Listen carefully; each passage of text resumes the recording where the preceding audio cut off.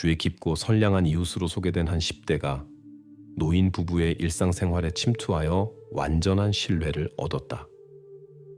미소와 따뜻한 말 뒤에 치밀하게 계획된 전략이 숨겨져 있다는 것을 아무도 상상할 수 없었다. 경찰이 그들의 차고에 있는 냉동고에서 발견한 것은 모든 이웃과 가족들을 충격에 빠뜨렸다. 2024년 3월 14일 경찰은 중앙해변에서 불과 500m 떨어진 카스카에스의 조용한 지역인 플로레스 거리에 도착했다.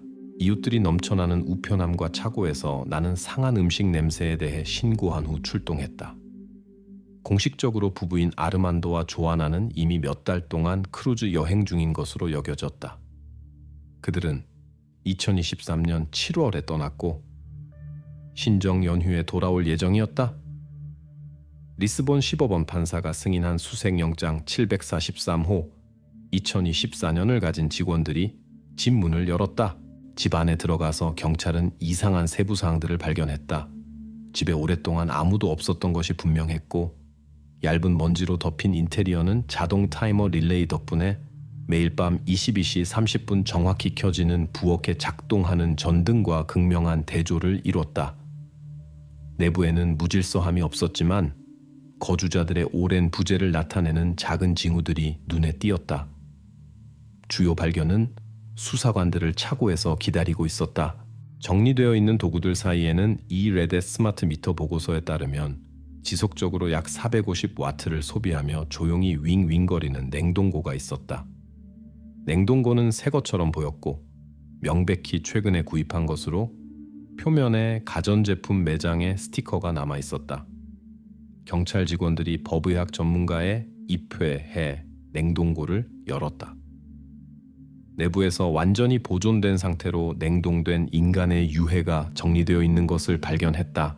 전문가들은 의복과 보석류의 간접적인 징후를 통해 신원을 빠르게 확인했다. 유해는 아르만도와 조아나의 것이었다. 이웃들이 긴 크루즈 여행을 떠난 것으로 여겼던 부부는 실제로는 자신들의 집을 떠난 적이 없었다. 이웃들의 반응은 예측 가능했다. 두려움, 충격, 서로에 대한 불신. 처음에 수사진의 관심을 끈 것은 2명이었다. 그중 하나는 17세의 이웃이자 가족의 지속적인 도우미인 10대 루이였다. 그는 당황한 모습을 보였고 경찰의 질문에 짧게 답했지만 대화를 피하지는 않았다. 두 번째 용의자는 집 건너편에 살고 있는 지역 어부 조아우였다. 그와 아르만도 사이에는 집 앞 주차 공간을 두고 이전에 큰 갈등이 있었다. 이 갈등은 온 동네에 잘 알려져 있었다. 조아우의 관련성을 시사하는 명백한 증거가 하나 있었다.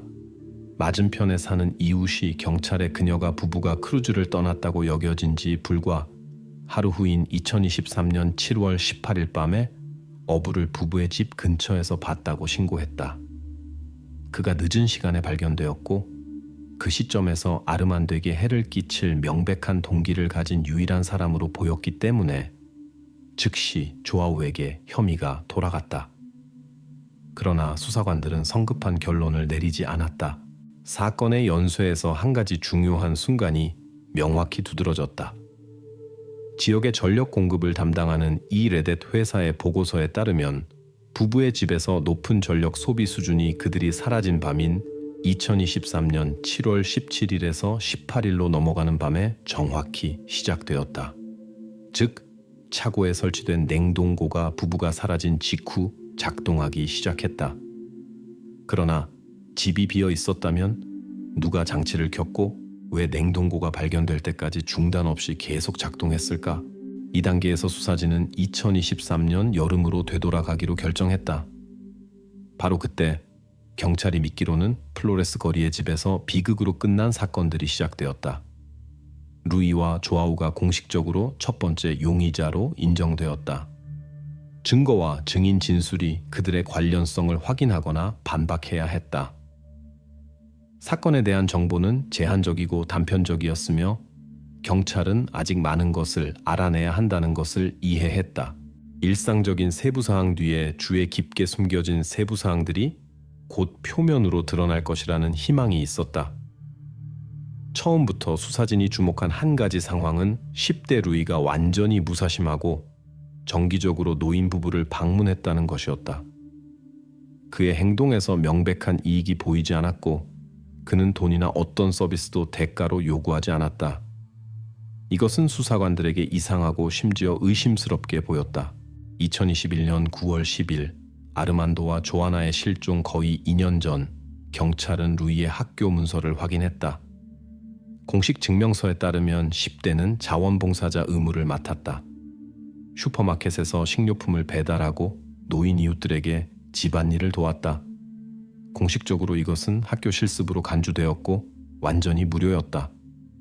문서들은 루이가 노인 도움 프로그램에 포함되어 있음을 확인했다. 이웃들도 10대가 아르만도와 조아나를 매일 방문했다고 확인했다. 그들은 정기적으로 그가 그들을 아보스, 즉 할머니와 할아버지라고 부르는 것을 들었다. 그런 친밀함은 자연스러워 보였다. 이웃들 중 누구도 의심스러운 것을 보지 못했다. 수사진과의 대화에서 루이는 노인 부부에 대한 매일의 방문을 차분히 설명했다. 그는 조아나가 훌륭한 요리사이고 그가 그녀에게 전통적인 포르투갈 요리를 배우러 간다고 주장했다. 10대는 완전히 설득력 있게 보였고 자신의 미래에 대해 자신 있게 이야기했다. 그는 요리 아카데미에 입학하여 이것으로 경력을 쌓고 싶어 했다. 그의 설명은 합리적으로 들렸고 수사관들은 긴장이나 거짓말의 징후를 전혀 발견하지 못했다. 이 순간 경찰에게는 직접적인 의혹을 품을 이유가 남아있지 않았다. 10대의 진실성과 설득력이 그 역할을 했다. 경찰은 루이에 대한 관심을 줄이고 다른 잠재적인 단서와 용의자들로 전환했다. 10대의 행동, 그의 침착함과 개방성은 완전히 진짜인 것처럼 보였다. 루이에 대한 의혹은 일시적으로 근거 없는 것처럼 보였다. 그러나 한 가지 상황이 나중에 경찰로 하여금 루이에게 다시 돌아가게 했다.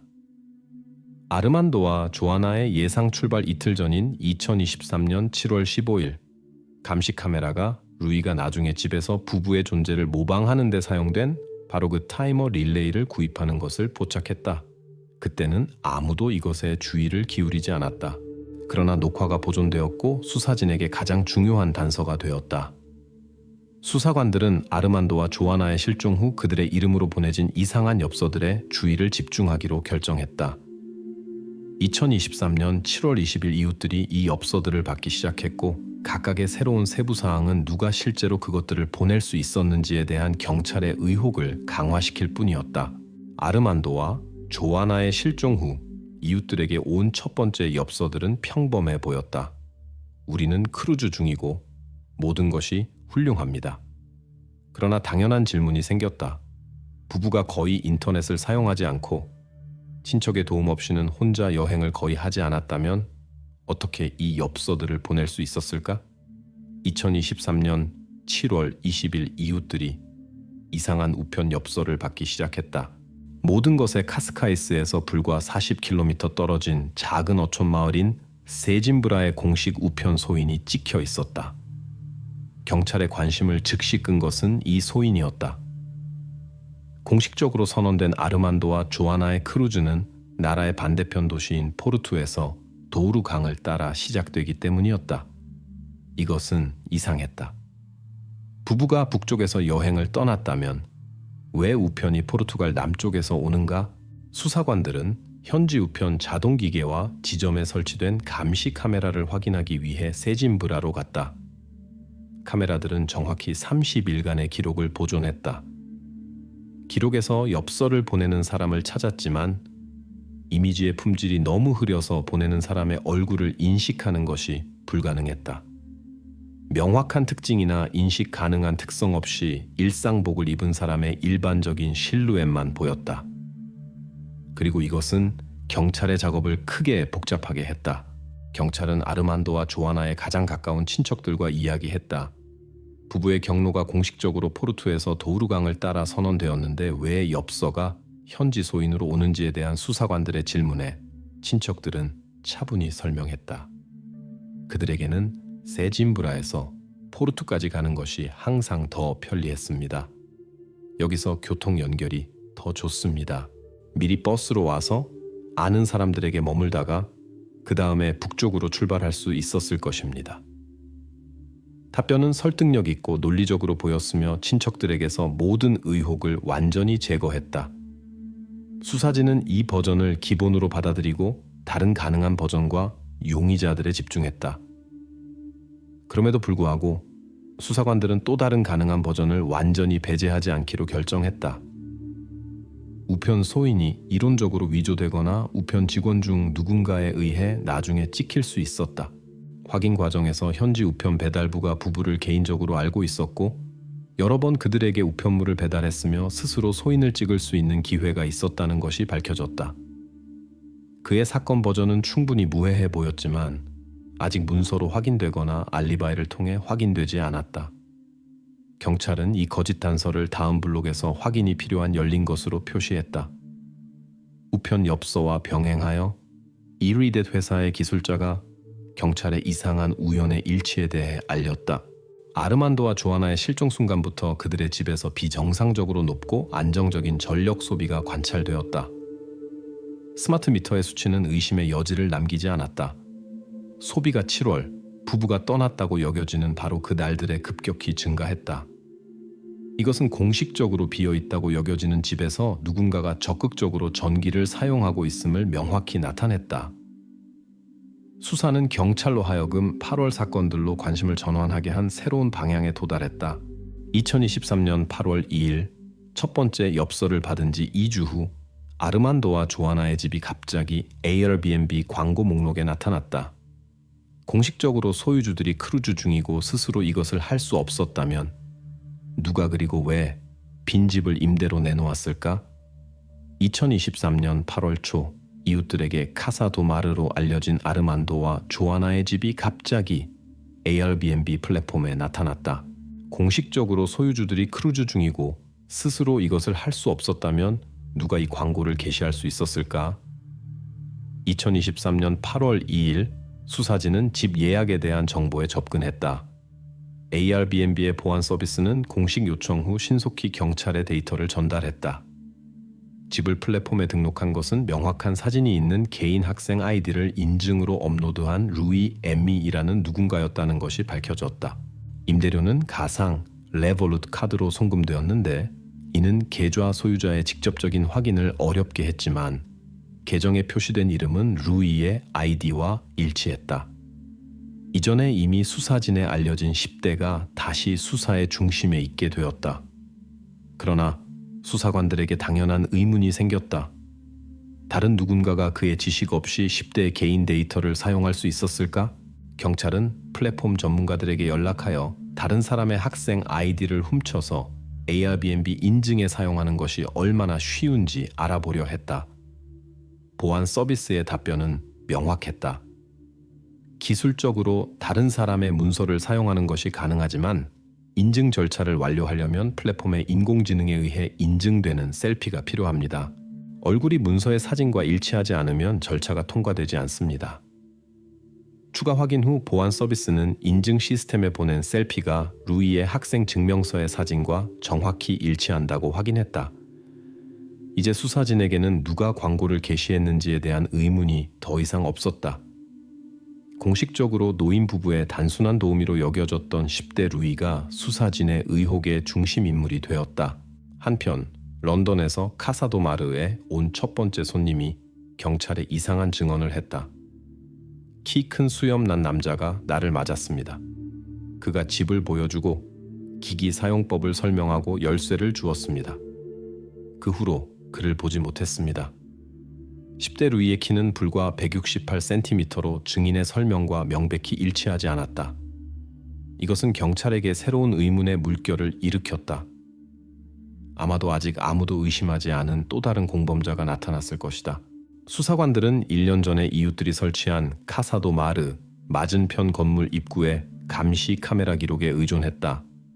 카메라는 손님이 도착한 날 코드키를 사용하여 집에 들어가는 사람의 모습을 포착했다. 전문가들이 기록을 주에 깊게 분석하고 키를 결정했다.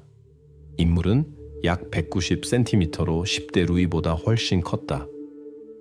이제 수사진에게는 사건의 참여가 아직 완전한 수수께끼로 남아있는 제3자가 연루되어 있다는 것이 명백해졌다. 수사는 다시 2023년 7월 18일 아르만도와 어부유 조아우 사이에 갈등이 발생한 날짜로 돌아갔다. 수사진은 이 갈등이 이야기에서 세 번째 사람의 출현과 후속 사건들과 관련이 있을 수 있다고 가정했다. 2023년 7월 18일로 넘어가는 밤은 맞은편 이웃이 어부 조아우를 아르만도와 조아나의 집 근처에서 봤다고 경찰에 신고했을 때 즉시 수사관들의 관심을 끌었다. 수사관들이 이제 다룬 질문은 간단했다. 부부의 실종이 일어났다고 추정되는 밤에 조아우가 거기에 나타난 이유는 무엇인가? 맞은편에 사는 이웃 마리아 코스타의 신문은 수사진에게 일어난 일에 대한 명확한 이해를 주었다. 마리아는 약 22시 15분경에 아르만도와 조아우 사이의 큰 목소리와 심지어 짧은 욕설을 들었다고 확인했다. 그녀의 말에 따르면 갈등은 아르만도가 때때로 조아우의 출구를 막으며 자신의 차를 두는 부부의 집 맞은편 주차 공간에 관한 것이었다.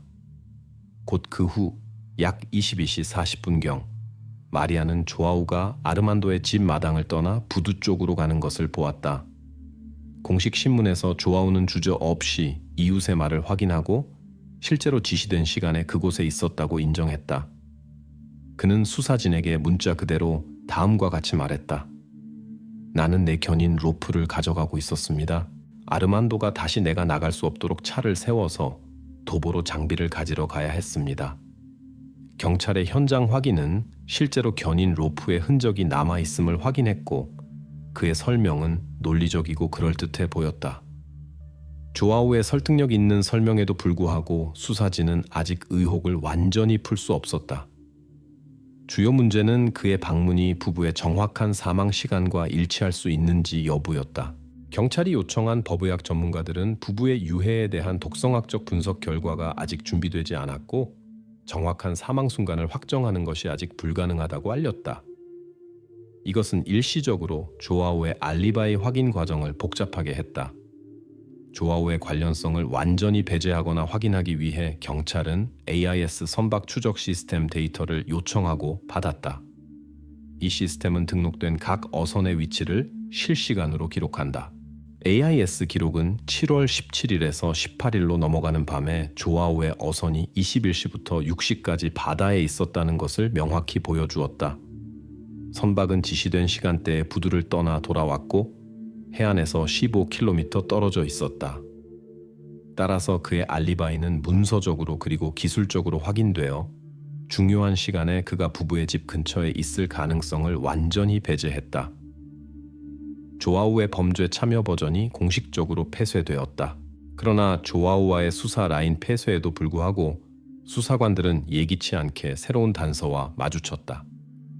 2023년 7월 17일 부부의 추정 실종 하루 전 10대 루이가 노인들에게서 심각한 합병증을 유발할 수 있지만 의학에서 자주 사용되는 강력한 이뇨제인 프로세미드를 구입하는 것이 약국 카메라에 포착되었다. 이 발견은 수사의 초점을 급격히 변화시켜 부부가 실종된 날들의 10대의 행동에 대한 관심을 다시 돌렸다. 수사는 또 다른 시간적 도약을 했고 수사진이 마침내 독성학적 검사의 완전한 결과와 루이와 키 큰 낯선 사람의 역할에 빛을 던질 수 있는 새로운 증거를 받은 2024년 1월로 이동했다. 2024년 1월 부부 아르만도와 조아나의 실종 후 몇 달이 지나서 수사관들은 이상한 역설을 발견했다. 부부의 은행 계좌는 빠르게 비워지고 있었지만 그들의 집에 대한 공과금은 계속 정기적으로 차감되고 있었다. 누가 그리고 어떤 방식으로 재정 흐름을 통제하고 있는지는 불분명했다. 2024년 1월 10일 수사팀은 밀레니엄 BCP 은행의 재정 데이터에 완전한 접근을 얻었다. 아르만도와 조아나의 은행 계좌 분석은 정기적인 입금을 보여주었다. 총 11만 3천 유로에 해당하는 AARBNB 표시가 있는 총 14번의 송금. 돈은 2023년 8월부터 2024년 1월까지의 기간에 들어왔다. 이것은 이전의 플랫폼에서 집을 등록한 루이와 집의 연결을 명확히 확인했다. 바로 루이가 공식적으로 집 임대를 통제하고 수입을 받았다. 동시에 은행은 매월 자동으로 공과금을 차감하여 전기, 물, 가스의 차단을 허용하지 않았다. 따라서 수사진은 부부의 계좌를 통제한 사람이 거주하는 집의 외관을 유지하고 공공 서비스를 중단할 생각이 없었다는 증거를 얻었다. 수사관들은 10대가 어떻게 부부의 온라인 뱅킹에 접근할 수 있었는지 이해하려고 디지털 데이터의 기술적 검사를 실시했다. 전문가들의 보고서는 명확했다. 비밀번호는 밀레니엄 BCP 공식 웹사이트를 통해 2023년 7월에 복구되었다. 복구 요청은 부부의 가정용 와이파이 IP 주소에서 직접 들어왔으며 이는 외부의 제3자 개입 가능성을 완전히 배제했다. 수사진은 최종 확인을 받았다. 부부의 집에서 누군가 또는 그들의 와이파이에 완전한 접근을 가진 사람과 비밀번호를 변경하고 재정 흐름을 통제했다. 재정 수사와 동시에 경찰은 Airbnb 손님들을 맞이한 키 큰 낯선 사람과 관련된 또 다른 거짓 단서를 폐쇄했다. 경찰은 카사도 마르의 온 런던 손님과 다시 만났다. 증인은 용의자들의 사진을 자세히 다시 보고 예기치 않게 수사진에게 키 큰 남자를 확실히 식별했다. 그는 그 당시 알마드에서 회의에 참석하고 있던 런던의 자신의 동료였다는 것이 밝혀졌다. 기차 티켓 확인으로 그의 관련성 가능성이 최종적으로 배제되었다. 키 큰 낯선 사람은 우연한 사람으로 밝혀졌고 이 거짓 단서는 공식적으로 폐쇄되었다. 수사관들이 이미 재정 부분의 수사를 마무리할 준비를 하고 있을 때 이레댓 에너지 회사로부터 새로운 데이터가 도착했다. 스마트 미터의 정확한 로그 분석은 이상하고 우려스러운 사실을 밝혀냈다. 집의 차고에서 발견된 냉동고가 부부의 실종과 일치하는 2023년 7월 18일 밤 23시 55분에 정확히 최대 전력으로 전환되었다. 이 정확한 시간 마커는 수사를 처음으로 돌려보내며 실종과 냉동고와의 후속 행동들이 밀접하게 상호 연결되어 있음을 확인했다. 수사는 다시 속도를 높여 마침내 부부의 유해에 대한 오랫동안 기다려온 독성학적 검사 결과가 알려진 2024년 5월 28일로 이동했다. 이 데이터는 10대 루이의 역할을 최종적으로 명확히 하고 일어난 일의 정확한 그림을 확립할 수 있었다. 2024년 5월 말까지 전문가들은 아르만도와 조아나의 사망 원인을 최종적으로 확정했다. 급성 폐부종을 유발한 이뇨제와 수면제 조피클론의 동시 복용. 문서에는 부부에게 조피클론 처방에 대한 언급이 전혀 없었다. 그것이 어디서 왔는지 알아내야 했다. 2024년 5월 28일 법의학 검사는 일어난 일의 세부 사항을 확인했다. 2023년 7월 18일 저녁에 노인 부부가 복용한 약물의 조합이 둘되게 치명적인 폐부종을 유발했다고 공식적으로 발표되었다.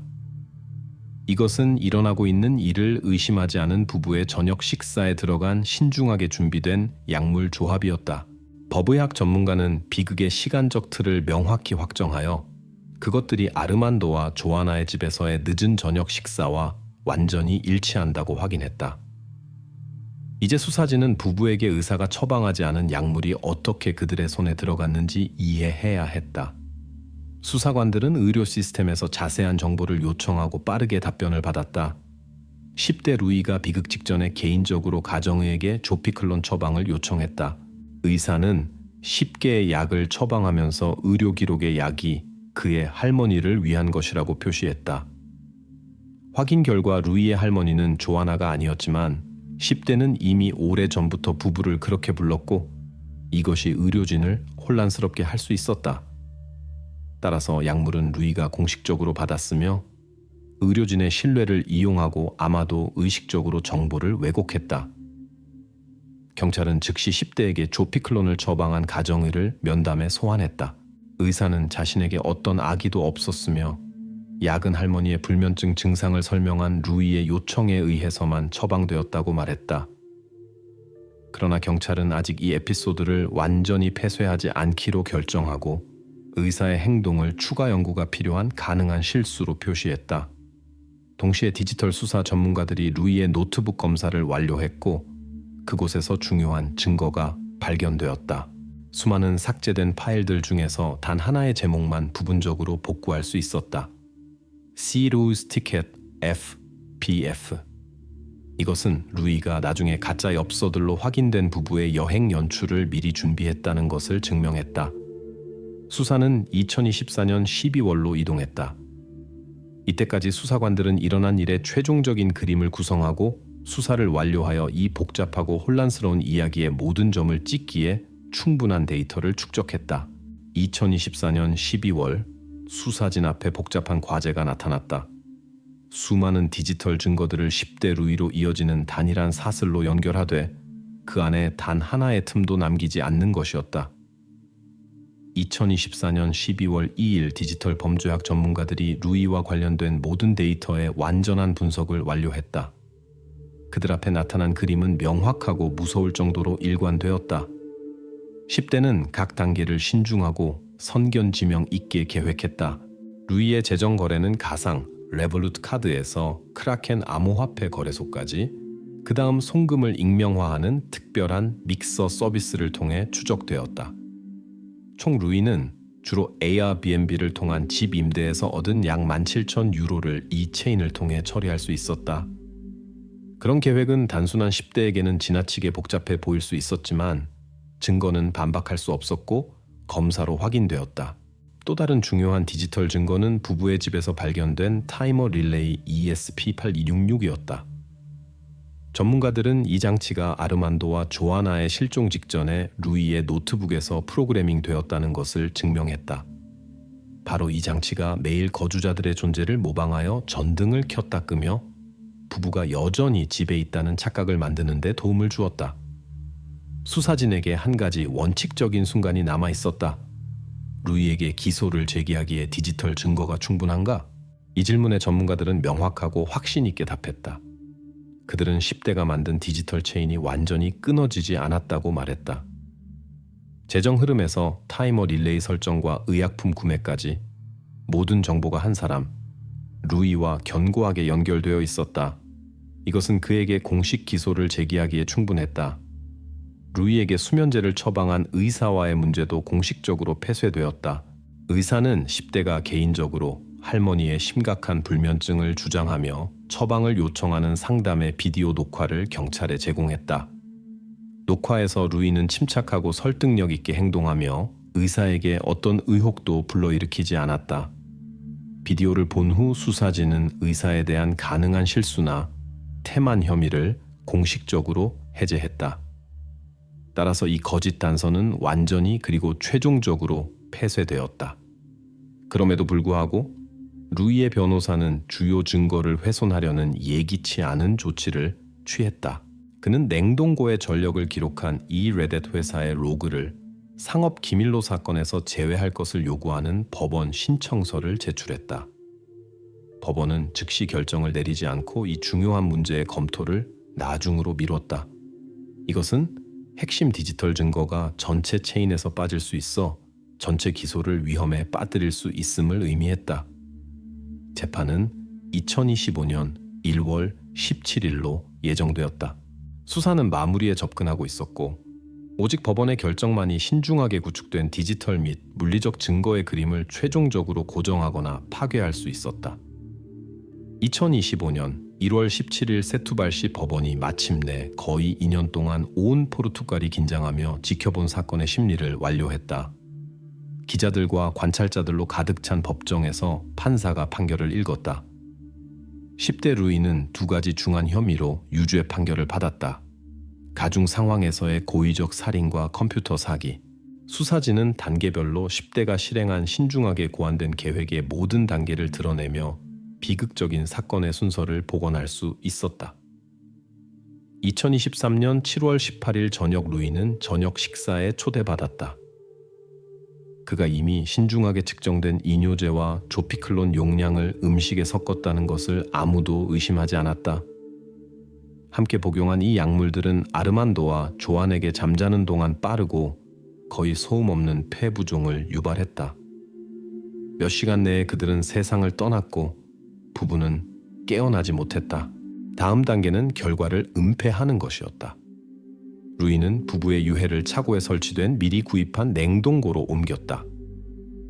밤 23시 55분의 장치는 최대 작동 모드로 설정되었다. 이것은 사건의 결정적인 증거가 된 에너지 회사의 정확한 로그로 확인되었다. 이러한 비극적 사건들 후에도 삶의 착각 만들기가 계속되었다. 루이는 개인적으로 아르만도와 조나나의 이름으로 이웃들에게 엽서를 보내며 부부가 긴 크루즈를 떠났다고 주변 모든 사람을 설득하려 했다. 같은 날들의 10대는 거주하는 집의 외적 인상을 유지하는 정기적인 전등 켜기와 끄기를 위해 타이머 릴레이를 프로그래밍했다. 추가적인 설득력을 위해 루이는 집을 에이아비앤비에 내놓고 여러 번 임대하여 이로부터 수입을 얻었다. 계획의 재정적 부분은 못지않게 잘 고안되었다. 임대에서 얻은 17,000유로를 10대는 가상 레볼루트 카드로 송금했고 거기서 크라켄 암호화폐 거래소를 통해 거래 혼합 특별 서비스의 도움으로 익명 암호화폐 지갑으로 자금이 인출되었다. 이 돈들은 수사진에게 돌이킬 수 없이 잃어버린 것으로 밝혀졌으며 이는 단지 루이의 준비 수준을 강조했을 뿐이었다. 법원이 이미 최종 판결을 발표할 준비를 하는 순간 10대의 변호사가 마지막 절망적인 시도를 했다. 그는 냉동고의 전력을 기록한 주요 증거인 에너지 회사의 스마트 로그를 소위 상업 기밀이라고 주장하며 제외할 것을 요구했다.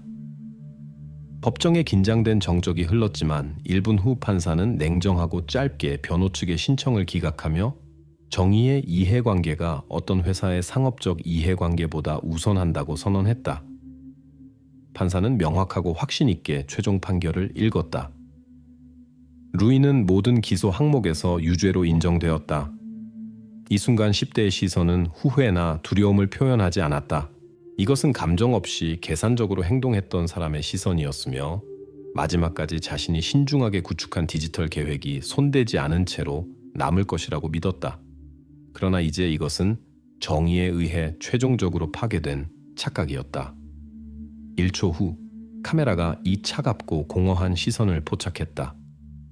그 다음 화면이 급격히 꺼지며 시청자를 사람들의 신뢰를 얼마나 침착하고 냉소적으로 자신의 목적을 위해 이용할 수 있는지에 대한 생각과 함께 혼자 남겨두었다.